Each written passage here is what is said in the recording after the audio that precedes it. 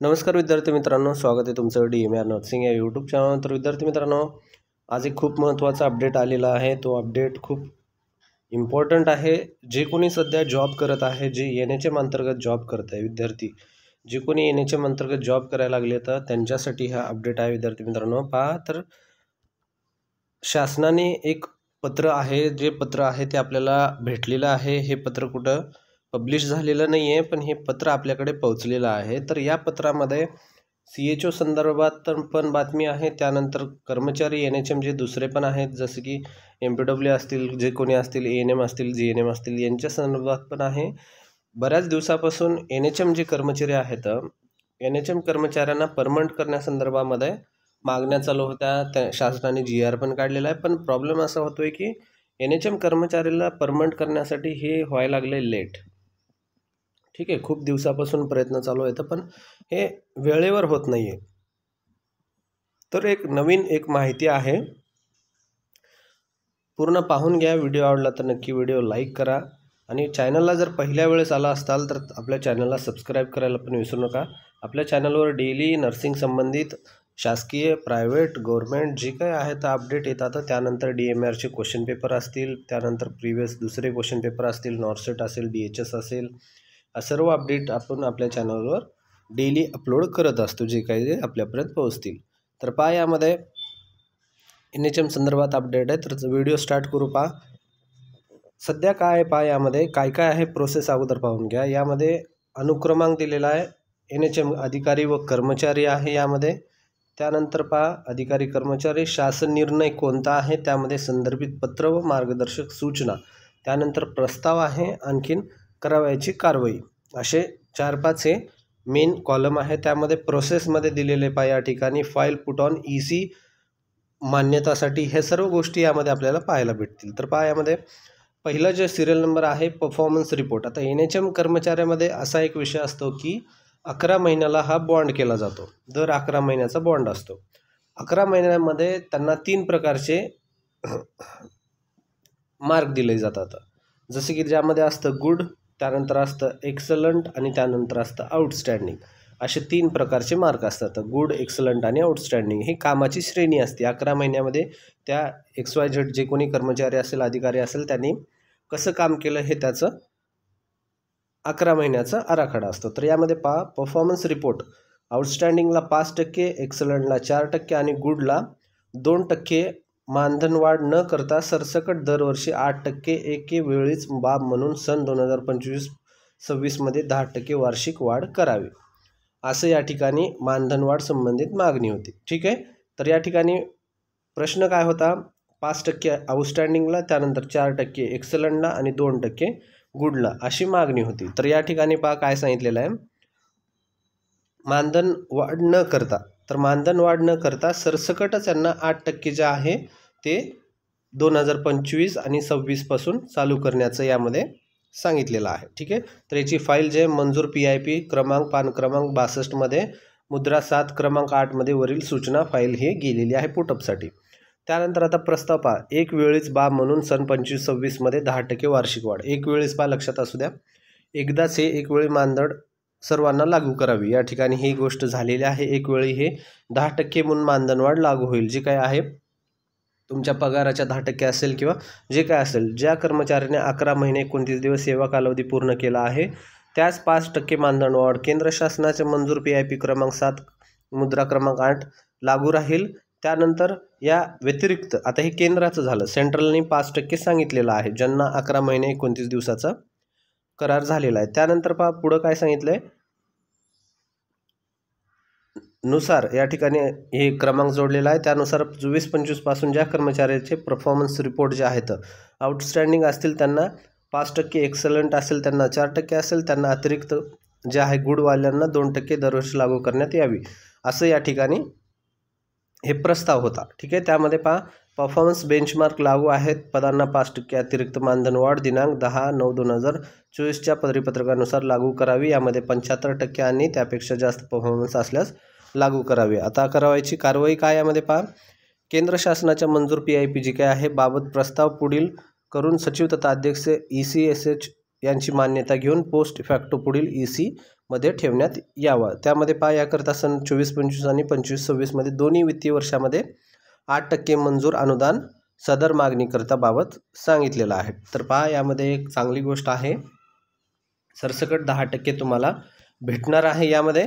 त्यानंतर पुढचं जे आहे पुढचा पॉईंट पहा, 3 व 5 वर्ष सेवा पूर्ण झालेल्या अधिकारी कर्मचारी यांना लॉयल्टी बोनस पूर्वरत लागू करावा। 3 वर्ष त्यानंतर 5 वर्ष जे आहेत कर्मचारी सेवा दिलेले आहेत महाराष्ट्र शासनामध्ये आरोग्य सेवेमध्ये, त्यांना लॉयल्टी बोनस चालू करावा। लॉयल्टी बोनस या ठिकाणी सांगितलं होतं। तर या ठिकाणी पहा याच्यामध्ये काय दिनांक 26/3/2021 व 3/2/2022 मध्ये मान्य आयुक्त कार्यालयामार्फत निर्गमित करण्यात आलेलं परिपत्रक।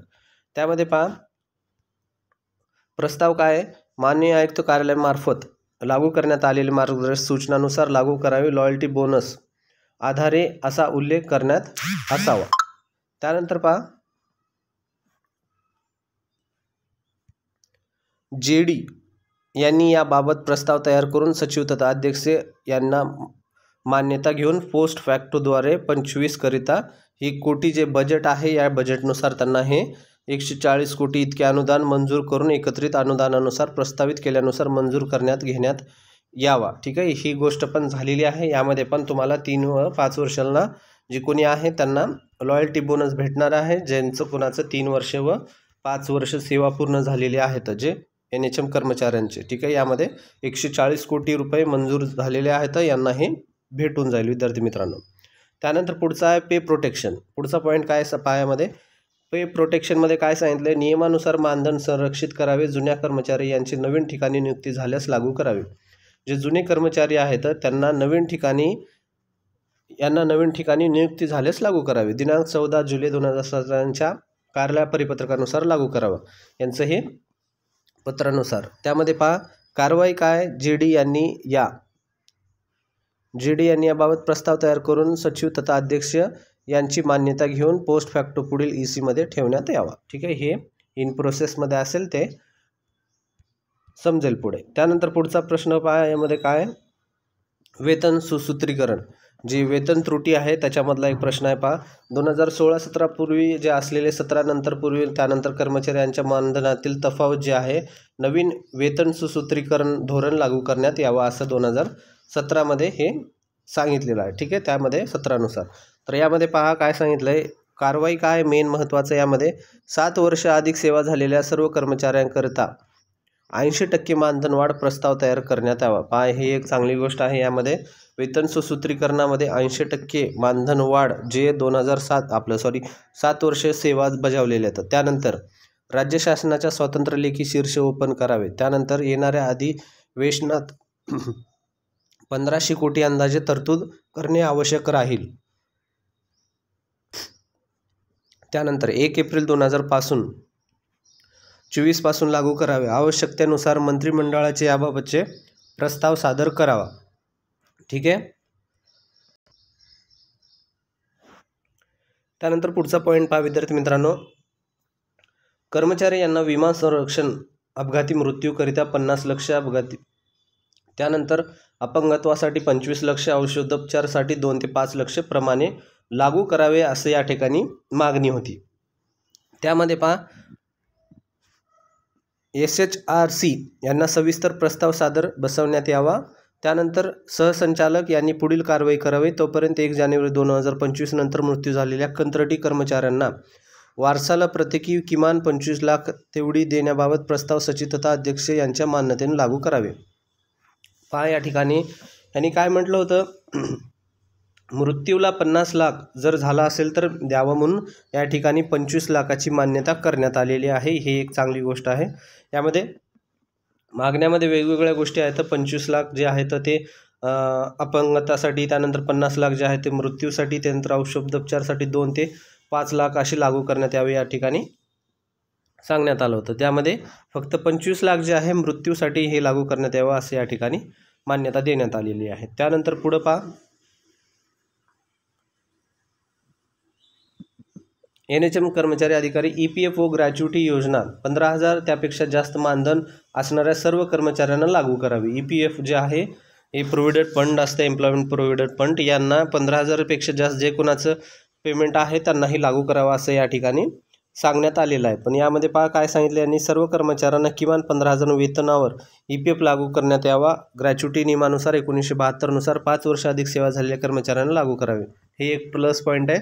यामध्ये पण ह्या गोष्टी पण EPF लागू झालेला आहे। त्यानंतर पुढचा प्रश्न, हे एक महत्त्वाचं पॉईंट आहे या ठिकाणी पहा, 10 वर्ष सेवा पूर्ण झालेल्या कर्मचाऱ्यांना 100% समायोजन व प्रत्येक वर्षी 30% आरोग्य विभाग, ग्राम विकास, नगर विकास प्रमाणे सार्वजनिक विभाग, वैद्यकीय व शिक्षण संशोधन विभागातर्फे समावेश करण्यात यावे असे या ठिकाणी सांगितलं होतं।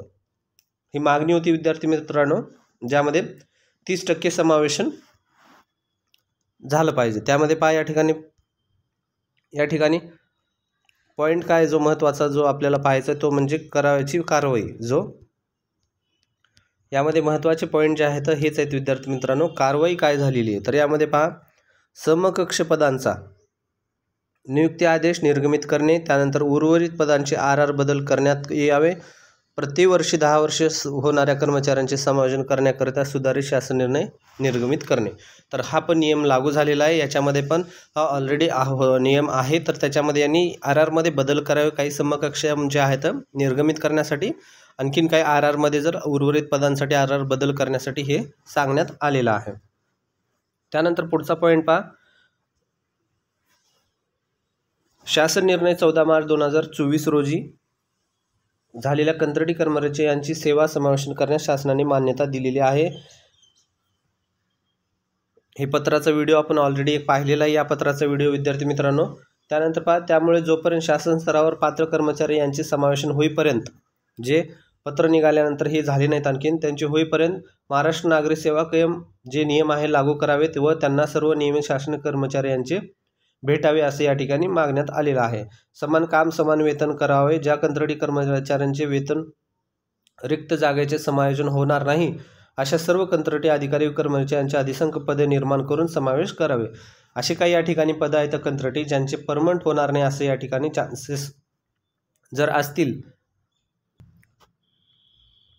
तर अशा काही कर्मचाऱ्यांना काय करायचं आहे, या ठिकाणी त्यांची पद निर्मिती तयार करून यांना परमनंट करायचं असं या ठिकाणी मागण्यात आली होती। त्यामध्ये कारवाई काय झालेली, आकृतीबंधामध्ये पद निर्मितीचा प्रस्ताव सादर करण्यात यावा असं या ठिकाणी सांगलेलं आहे। पद निर्मितीचा प्रस्ताव सादर होईल आणि काही काळामध्ये हे पण पूर्ण प्रोसेस होऊन जाईल। त्यानंतर पुढे पहा महत्त्वाचा पॉईंट, केंद्र शासनाच्या मार्गदर्शक सूचनेनुसार समुदाय आरोग्य अधिकारी, खूप महत्त्वाचा पॉईंट, CHO साठी चांगली गोष्ट आहे। पहा, CHO जे कोणी 6 वर्ष सेवा केलेले आहेत, बरेच काही आपले सबस्क्रायबर पण आहेत, आपले काही बरेच ओळखीचे पण आहेत। CHO समुदाय आरोग्य अधिकारी कालावधी 6 वर्ष पूर्ण झालेल्यानंतर कंत्राटी सेवा नियमित करण्याचे निर्णय जे आहे सर्वांना लागू करणे असं या ठिकाणी सांगितलं होतं। शासन निर्णय केंद्र शासनाच्या मार्गदर्शन सूचनेनुसार फॉलो करण्यात येईल या ठिकाणी सांगितलेलं आहे। आता या ठिकाणी महत्त्वाचं म्हणजे मान्य काय झाले ते आपल्याला पाहायचं आहे। तर या ठिकाणी यांनी मान्य केलेत का काय केले ते पाहूया। तर पहा, या ठिकाणी मी आकृतीबंधमध्ये पद निर्मितीचा प्रस्ताव सादर करण्यात यावा, यासाठी पहा पद निर्मिती जे आहे, जे रिक्रुटमेंट रूल्स अँड रेग्युलेशन असते तर ते चालू करण्यात यावे। पद निर्मिती झाल्यानंतरच कोणतीही गोष्ट परमनंट केली जाते, अगोदर पद तयार झालं तरच परमनंट होतं विद्यार्थी मित्रांनो, त्यासाठी पद तयार होणं गरजेचं आहे। त्यानंतर हे पद तयार झाल्यानंतर जे कोणी सेवा 6 वर्ष वगैरे होत आहेत त्यांच्यासाठी चांगली गोष्ट आहे, नक्कीच आगामी काळामध्ये तुमचं परमनंट होण्याचे चान्सेस आहेत विद्यार्थी मित्रांनो। त्यानंतर कर्मचारी मूल्यांकन अहवाल म्हणजे नॉट सॅटिस्फॅक्टरी अशी जी कर्मचारी आहेत त्यांच्यासाठी उपलब्ध करून देण्याबाबत त्यांच्यासाठी स्वतःची बाजू, आता एखाद्यांचं काम वगैरे तेवढं सॅटिस्फॅक्टरी नसेल, मग त्यांना काहीतरी त्यांची बाजू आहे त्यांना सांगण्याची संधी भेटली पाहिजे असं या ठिकाणी सांगितलेलं आहे। मग त्यामध्ये पहा काय सांगितले, सदरची कारवाई स्थापना विभाग NHM यांच्यामार्फत करण्यात यावी असं या ठिकाणी सांगितले, म्हणजे त्यांना मौका भेटेल। त्यानंतर समुदाय आरोग्य अधिकारी यांना धोरणाप्रमाणे जिल्हा व आंतरजिल्ह्यातील एक वेळी बाब म्हणून सर्व NHM कर्मचारी यांनी विनंतीप्रमाणे बदली धोरण लागू करावे। आता समुदाय आरोग्य अधिकारी असतील किंवा मग NHMचे जे कोणी कर्मचारी असतील, फक्त 1 टाईम ट्रान्सफर यांना होईल असं या ठिकाणी मागणी होती। त्यानंतर स्थापना कक्ष, त्यानंतर राव मार्फत सदरील घोषणा तयार करून धोरण तयार करून शासनास सादर करावे, म्हणजे हे पण गोष्ट होऊन जाईल। ठीक आहे, त्यानंतर पुढचं जे राहिलेले आहेत, सध्या काही CHO ट्रान्सफर वगैरे झालेले आहेत, त्यानंतर जे काही राहिलेले आहेत किंवा मग NHM कर्मचारी आहेत त्यांच्यासाठी CHO यांचे एकत्रित मानधन 35 व PBI 5 करावे। 5 CHOचं एकत्रित मानधन हे जे होतं 25 आणि 15 असं होतं. 15 जे होतं कामा आधारित मोबदला होता, 25 येतं फिक्स्ड पेमेंट होतं. तर यांची मागणी काय होती, या ठिकाणी 25च्या जागी 35 करावे आणि 15च्या जागी 5 करावे. म्हणजे ह्यांच्या हातामध्ये एकूण जे 40 आहे हे 40मध्ये जवळपास चांगली पडली पाहिजे, ही अशी यांची मागणी होती. ठीक आहे. तर या ठिकाणी दिनांक 10 फेब्रुवारी 2025 रोजी कारवाई जी समिती आहे, कार्यकारी समिती बैठकीतील निर्णय या ठिकाणी घेतला जाईल आणि हे केलं जाईल असं या ठिकाणी सांगितलेलं आहे. त्यानंतर हार्डशिप जे काही अंतराळी कर्मचारी आहेत, दुर्गम भागामध्ये जॉब करतात, त्यांच्यासाठी हार्डशिप अलाउन्स भेटलं पाहिजे असं या ठिकाणी मागणी होती. माननीय आयुक्त आयोग सेवा तथा MD-NHM यांना PIP-मध्ये केंद्र शासनाचा प्रस्ताव सादर करावा आणि ही माहिती पुढे पाठवावी असं या ठिकाणी मागणी. अशा प्रकारचा हा व्हिडिओ विद्यार्थी मित्रांनो, समजलं नसेल तर हा व्हिडिओ परत पहा किंवा मग हा PDF जो आहे तो आपल्या चॅनलवर सर्क्युलेट होईल. त्या चॅनलवर जाऊन तुम्ही ग्रुप जे आहे टेलिग्राम आणि व्हॉट्सअप चॅनलवर जा, त्या ठिकाणी तुम्हाला हा व्हिडिओ PDF भेटून जाईल. जॉईन व्हायचं असेल तर तुम्हाला आपल्या चॅनलची लिंक आहे डिस्क्रिप्शनमध्ये, त्या ठिकाणी जाऊन हे जॉईन होऊ शकता आणि हा PDF घेऊ शकता. धन्यवाद मित्रांनो.